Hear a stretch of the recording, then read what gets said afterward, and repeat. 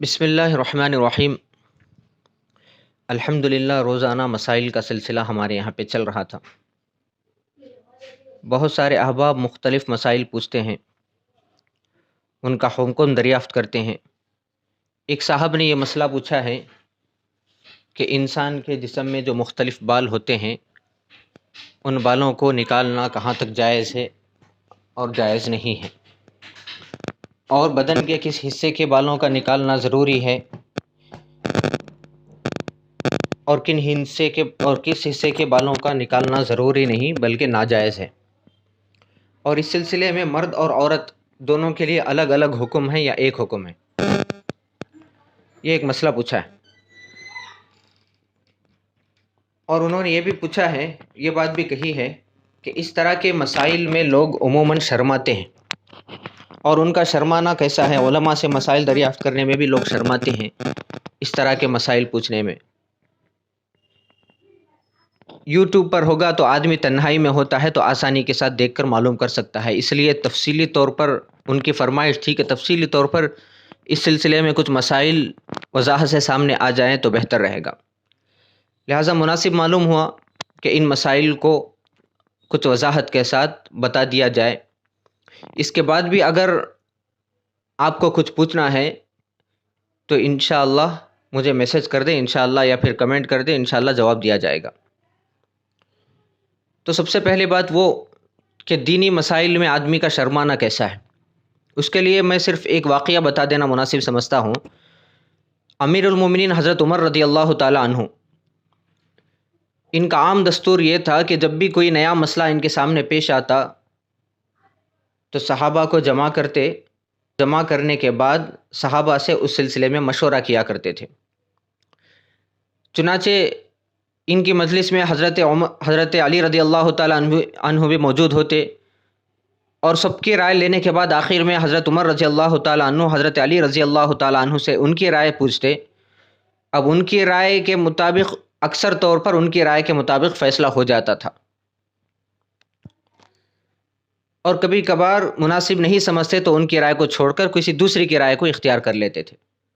ایک مرتبہ مسئلہ پیش آیا کہ میاں بیوی کی جب ملاقات ہوتی ہے تو غسل واجب ہونے کے سلسلے میں کچھ مسئلہ پیش آیا۔ اب صحابہ کی رائے مختلف تھی، آخر میں حضرت علی رضی اللہ تعالیٰ عنہ سے حضرت عمر رضی اللہ تعالیٰ عنہ نے رائے پوچھی، تو انہوں نے کہا کہ بہتر ہے، چونکہ یہ گھر کے اندر کی زندگی کا مسئلہ ہے تو بہتر ہے کہ اس سلسلے میں ازواج مطہرات میں سے اللہ کے نبی پاک صلی اللہ علیہ وسلم کی بیویاں جو باحیات ہیں ان سے مسئلہ دریافت کر لیا جائے تو بہتر رہے گا۔ تو حضرت عمر رضی اللہ تعالیٰ عنہ نے ایک صحابی کو حضرت عائشہ رضی اللہ تعالیٰ عنہ کے پاس بھیجا کہ اس سلسلے میں مسئلہ معلوم کرے، تو انہوں نے مسئلہ بتایا، تو وہاں سے آنے کے بعد اس مسئلے پر فیصلہ کیا گیا۔ تو مجھے بتانا صرف اتنا مقصود ہے کہ دیکھو، ایک نازک مسئلہ تھا جس میں عموماً آدمی کو شرم محسوس ہوتی ہے میاں بیوی کے ملاقات کے تعلق سے۔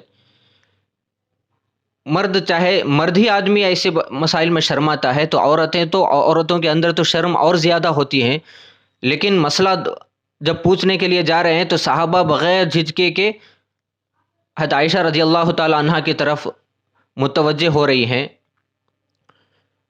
اور حضرت عائشہ رضی اللہ تعالی عنہ بغیر شرمائے کے مسئلہ بتا بھی رہی ہیں، تو معلوم ہوا کہ دینی مسائل میں شرمانا نہیں ہے۔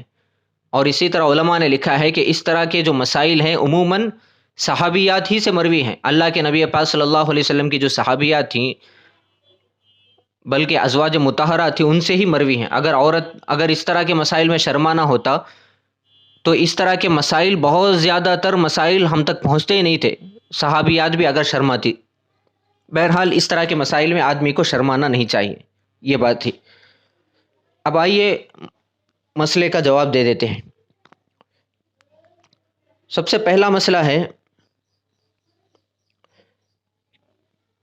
کہ زیر ناف کے نیچے کے بال اور بغل کے بالوں کے بارے میں ایک مسئلہ ہے کہ ان کو نکالنا ہے یا نہیں نکالنا ہے وغیرہ۔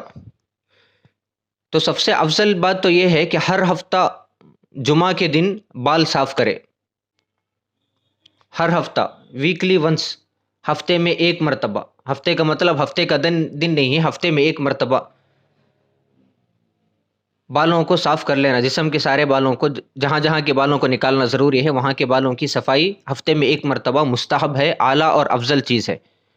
اگر اس کا موقع نہ ہو سکے، اگر ہفتے میں ایک مرتبہ نہیں نکال سکتا تو 15 دن میں ایک مرتبہ تو صفائی کرنا چاہیے۔ اگر 15 دن میں ایک مرتبہ بھی صفائی نہیں کر سکا تو آخری حد یہ ہے کہ 40 دن میں تو کم سے کم نکال لینا چاہیے۔ اس سے زیادہ تاخیر کرنا، اس سے زیادہ دیر کر دینا، یہ مکروہ تحریمی ہے، حرام کے قریب ہے، اس سے آدمی گنہگار ہو جاتا ہے۔ اب لوگوں میں ایک غلط فہمی یہ ہے کہ 40 دن سے زیادہ ہو جائے تو نمازیں ہوتی ہے یا نہیں ہوتی، تو مسئلہ یہ ہے کہ نمازیں ہو جاتی ہے، نماز میں کوئی فرق نہیں پڑتا، لیکن 40 دن سے زیادہ ان بالوں کو چھوڑے رکھنے کا آدمی کو گناہ ہوتا ہے، گنہگار ہوتا ہے۔ یہ بات تھی۔ اب دوسرا یہ بات کہ ناف کے نیچے کے بالوں کو اور بغل کے نیچے کے بالوں کو صفائی کرنا ہے، تو اس صفائی کی حد کیا ہے، کہاں سے کہاں تک کے بالوں کو صاف کرنا ہے؟ تو اس کا جواب یہ ہے کہ ناف کے نیچے جب آدمی بیٹھتا ہے تو پیٹ میں مروڑ پڑتی ہے، تو بالکل ناف کے نیچے سے شروع کر کے شرمگاہ اور شرمگاہ کے اطراف میں جہاں کہیں بھی بال اگتے ہیں وہاں کے بالوں کو صاف کر لینا چاہیے، اور شرمگاہ سے ملا ہوا ران کا جو تھوڑا بہت حصہ ہے وہاں کے بالوں کو، اور اسی طرح جس طرح آگے کی شرمگاہ کے بالوں کو صاف کرنا ضروری ہے، اسی طرح پیچھے کے شرمگاہ کے بالوں کو بھی صاف کرنا ضروری ہے، تاکہ گندگی وہاں پہ نہ لگ سکے، پاکی صفائی کا زیادہ سے زیادہ اہتمام ہو سکے۔ اب یہ مسئلہ ہے تو اب کن چیزوں سے بالوں کو صاف کرنا ضروری ہے؟ تو اس کا جواب یہ ہے کہ اس طرح کا استعمال کر سکتے ہیں، اور ہاتھ وغیرہ سے اکھاڑا بھی بالوں کو جا سکتا ہے۔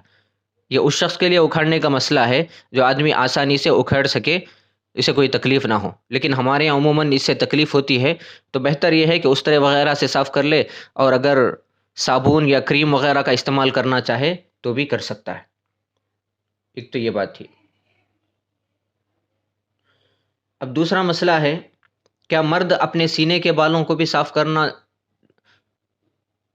کر سکتا ہے یا نہیں کر سکتا؟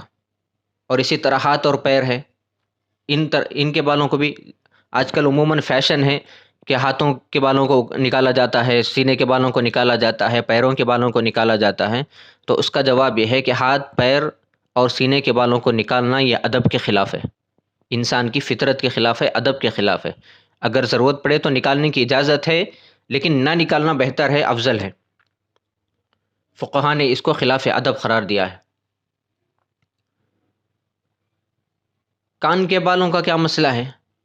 اس کا جواب یہ ہے کہ کان پر اگر بال اتنے زیادہ آ جائیں کہ اس سے آدمی کی بدصورتی بڑھ رہی ہے، اس سے آدمی کے چہرے پر خراب اثرات ظاہر ہو رہے ہیں، تو کانوں کے بالوں کو نکالنے کی بھی اجازت ہے۔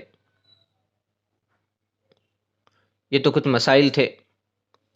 اس کے بعد ایک مسئلہ ہے کہ ناف کے نیچے کے بالوں کو اور بغل کے بالوں کو نکالنے میں عورت اور مرد کے درمیان میں کوئی فرق نہیں ہے، دونوں کے لیے ایک ہی حکم ہے، جس طرح عورت کے لیے نکالنا ضروری ہے، مرد کے لیے بھی نکالنا ضروری ہے۔ ایک یہ مسئلہ تھا۔ دوسرا، شادی شدہ غیر شادی شدہ میں بھی کوئی فرق نہیں ہے، شادی شدہ ہوگا تو اس کے لیے کچھ رعایت ہے، یا پھر شادی شدہ نہیں ہے تو اس کے لیے کچھ رعایت ہے، ایسا نہیں ہے۔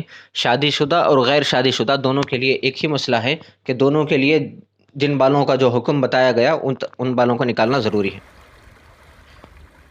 اب مسئلہ ہے داڑھی اور مونچھ وغیرہ کا۔